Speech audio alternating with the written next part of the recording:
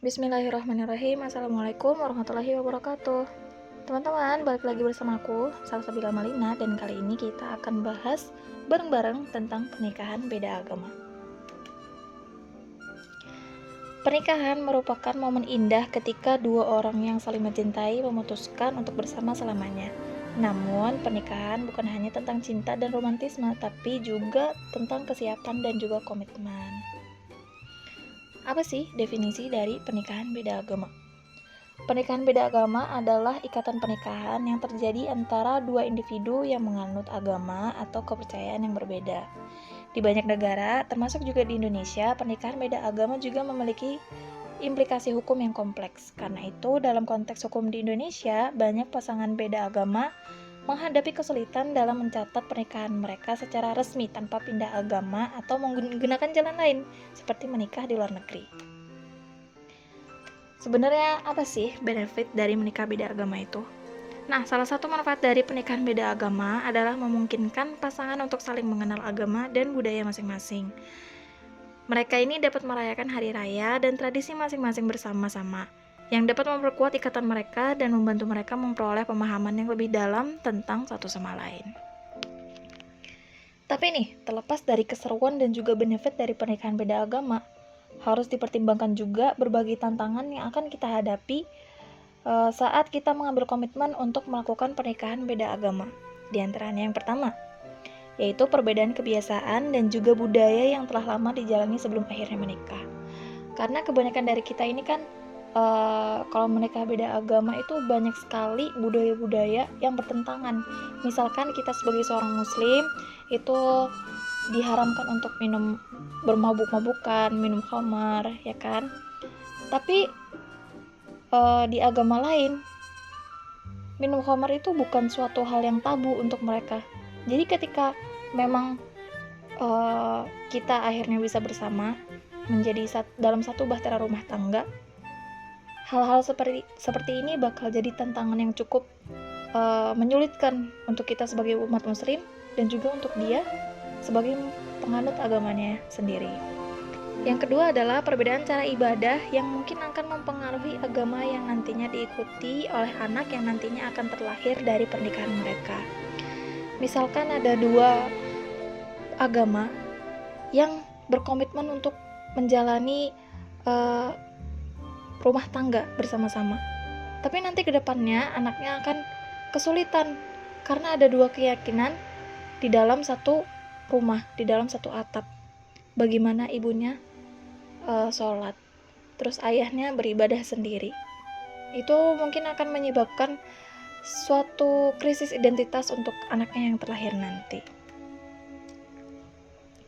Lalu Rasulullah SAW sendiri menekankan agar kualitas agama menjadi prioritas pilihan di dalam menentukan pasangan ke jenjang pernikahan.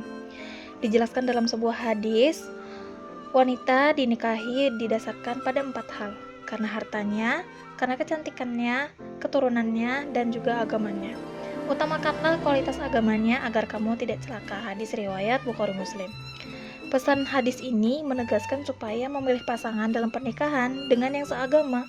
Namun realitasnya pernikahan beda agama ini tetap berjalan di tengah masyarakat kita. Menurut catatan sejarah, para sahabat Nabi yang pernah melakukan pernikahan beda agama adalah Utsman bin Affan, Thalhah bin Ubaidillah, Hudzaifah bin Yaman, dan Sa'ad bin Abi Waqqas radhiyallahu anhum. Nabi Muhammad SAW sendiri juga pernah mempunyai budak wanita Kristen Koptik yang bernama Maria Al-Qibtiyah.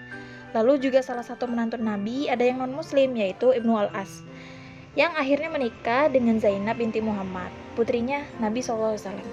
Selama 6 tahun ini, Ibnu Al-As mengikuti agama lamanya, dan kemudian masuk Islam tanpa pernikahan baru. Untuk hukumnya sendiri, ini masih ada perselisihan pendapat di kalangan ulama mengenai boleh atau tidaknya melakukan nikah beda agama. Pertimbangan maslahat dan mafsadatnya menjadi pijakan dalam menetapkan status hukum pernikahan beda agama. Potensi konflik dan ketegangan dalam keluarga serta banyak cerita kegagalan pelaku nikah beda agama dalam mempertahankan keharmonisan rumah tangga yang juga menjadi dasar penetapan hukum. Dari sini lahirlah regulasi di dalamnya terkait aturan pernikahan beda agama di Indonesia. Karena banyak ya kita temukan kasus di Indonesia menikah beda agama yang akhirnya berujung dengan perceraian. Itu semua karena kita itu memang benar-benar berbeda gitu loh. Apa yang sudah kita lewati bertahun-tahun, terus kita bertemu dengan seorang belahan hati yang juga mereka telah menjalani kebiasaan lamanya. Kebiasaan itu sangat sulit untuk diubah. Jadi kalau misalkan memang nanti takdirnya kita menikah dengan yang beda agama, mungkin kita harus kuat iman agar kita bisa menarik mereka masuk ke agama kita.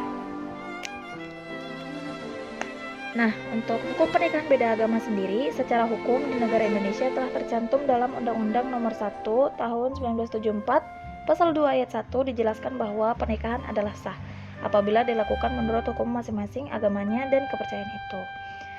Menurut agama lain juga menentang tentang perkawinan beda agama ini. Contohnya di agama Kristen yang juga melarang perkawinan beda agama sebagaimana tertera dalam kitab sucinya.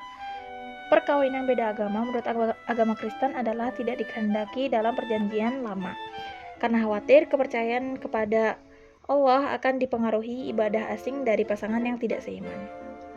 Dan dalam pandangan Islam sendiri, agama Islam secara terang-terangan melarang adanya menikah beda agama. Allah Subhanahu wa taala berfirman dalam Quran surat Al-Baqarah ayat 221 yang mengandung arti, dan janganlah kamu menikahi wanita musyrik sebelum mereka beriman. Sesungguhnya wanita budak yang mukmin lebih baik daripada wanita musyrik walaupun dia menarik.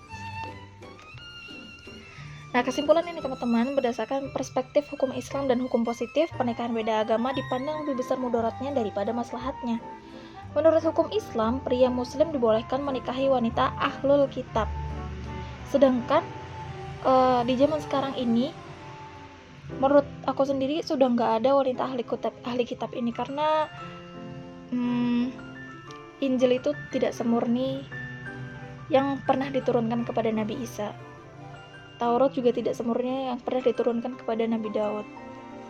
Jadi wanita ahlul kitab ini mungkin ada keberadaannya, mungkin, tapi sangat sedikit sekali dan sulit untuk menemukannya. Sedangkan hukum positif juga tidak memberi ruang sedikit pun yang membolehkan pernikahan beda agama ini. Larangan tersebut didasarkan atas pertimbangan bahwa pernikahan beda agama dampak negatifnya lebih besar yang akan berpengaruh terhadap kelangsungan rumah tangga. Multi keyakinan dalam sebuah keluarga dapat menyebabkan banyak gesekan, apalagi jika sudah menyangkut praktik ibadah yang tidak dapat dicampur adukkan. Mungkin sekian yang dapat saya sampaikan, kurang lebihnya mohon maaf. Wassalamualaikum warahmatullahi wabarakatuh.